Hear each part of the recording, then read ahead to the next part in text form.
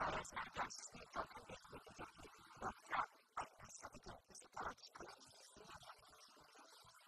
Uru Chipaya es markaxa, las mantataraki, kaukhantixa, laq'u, ukatjamawa, jiqhataski, irpirinakapatxa,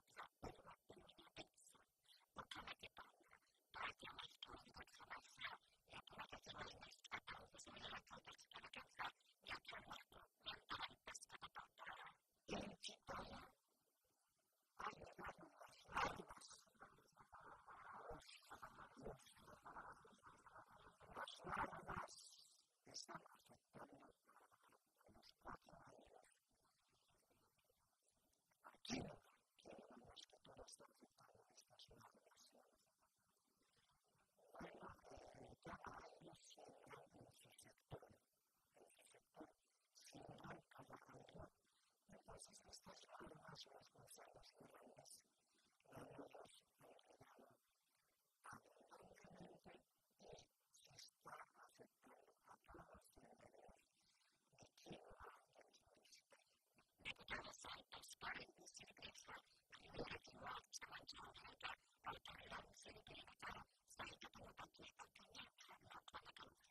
responsable de los sindicatos de mujeres, ellos han solicitado al alcalde y luego la restauración por el sanatorio los ministerios para que necesariamente necesitan